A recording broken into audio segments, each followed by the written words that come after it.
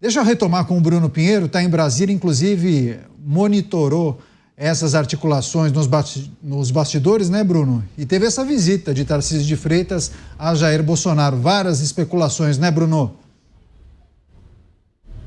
Reunião importante, essa visita que o ministro Alexandre de Moraes autorizou para que o governador fizesse, e ele fez essa visita rapidamente. Na sequência, ele foi até a residência do governador Ibanez, aqui do Distrito Federal. A reunião acabou há cerca de 40 minutos, fizeram uma foto ali, uma única foto, né, oficial, com 9 governadores das mais importantes economias do país, né? Toda essa discussão, números, enfim. E aí o que foi discutido, de acordo com eu ouvi e com quem eu conversei agora sobre a reunião, o que foi discutido: o direito irrefutável do Congresso Nacional de colocar em votação o que achar que é necessário. Essa foi uma resposta quando foi questionado sobre a anistia, se a anistia seria analisada, se há espaço para analisar isso no Congresso Nacional. Uma resposta do governador Mauro Mendes, do estado de Mato Grosso, que seria um autoritarismo de Alcolumbre a não colocar o impeachment do ministro Alexandre de Moraes. E aí, quando ele se referiu ao ministro Alexandre de Moraes, foi com todo respeito, chamou de amigo, inclusive o ministro da Suprema Corte, mas disse que, já tendo este apoio dos senadores, da maioria do Senado, não colocar esse assunto para votar seria um autoritarismo em não respeitar o desejo da maioria. E disse que o que foi discutido é o direito irrefutável do Congresso Nacional de votar a anistia. Um outro ponto que também os governadores colocaram em discussão: na última semana tinha uma reunião que era aguardada por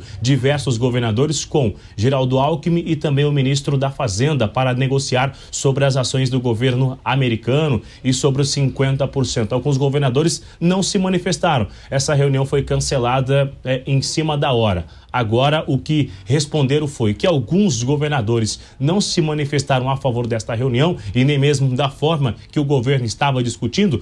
O governador do Distrito Federal se irritou com a situação, isso que eu ouvi, que ele se irritou e não veio, não quis então ir nesta reunião, e automaticamente os governadores acabaram não comparecendo. Só para finalizar, o governador de Mato Grosso disse o seguinte, que se ele, Lula, não fizer essa negociação, se ele não assumir o protagonismo dessa negociação, então que o Congresso Nacional assuma, que bata no peito Hugo Mota, o Alcolumbre, e diga: nós vamos negociar com o governo americano. Então, o governador dizendo, como um governador, se Lula não quer negociar, que o Congresso Nacional faça então as vezes, ou seja, faça a função do governo brasileiro e vá negociar com o governo americano. Essa reunião acabou agora, claro que com várias camadas, não foi só isso que foi colocado em discussão. Os governadores colocaram de lado as suas agendas, vieram na capital federal para discutir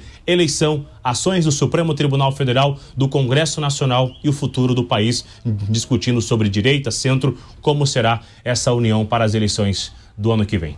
Pois é, pontos importantes, né? Tratados, inclusive, nessa reunião entre governadores. Bruno, muito obrigado, viu, pela participação, pelas informações.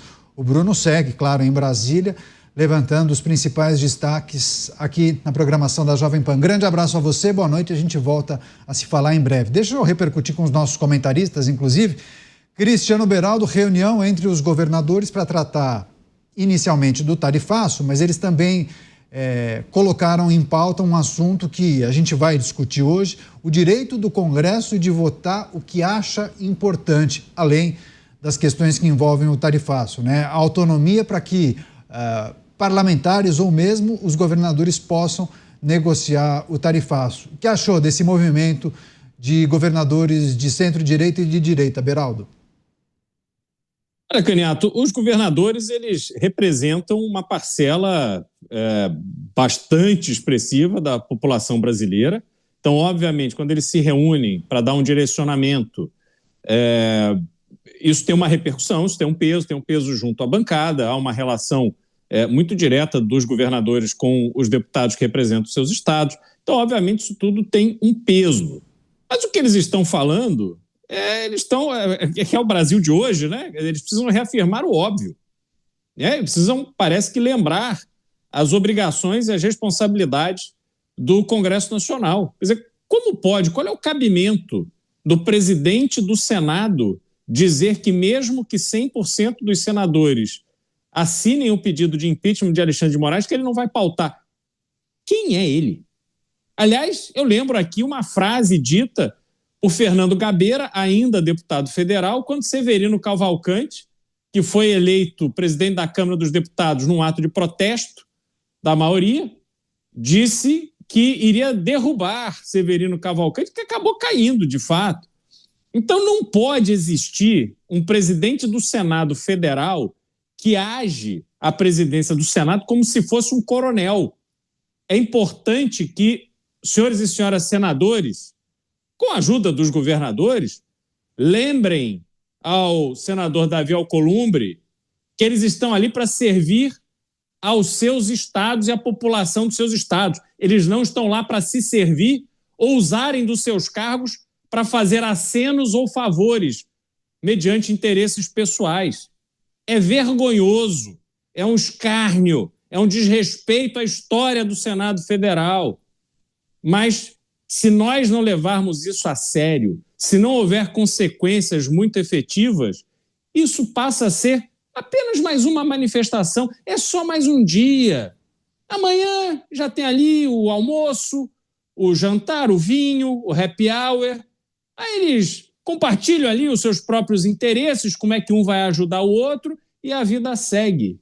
A gente tem que parar com isso. Aliás, dizia o ex-ministro do Supremo Tribunal Federal, Joaquim Barbosa, o Brasil é o país do tapinha nas costas. E esse é o problema do Brasil. Nós temos que ser o país que leva a sério a atitude de homens e mulheres públicos e que cobra deles uma atitude compatível com o cargo que eles ocupam. Nós temos que acabar com esta nossa inércia, essa nossa falta de ação como população diante dos absurdos que são escancarados e jogados às nossas caras todos os dias.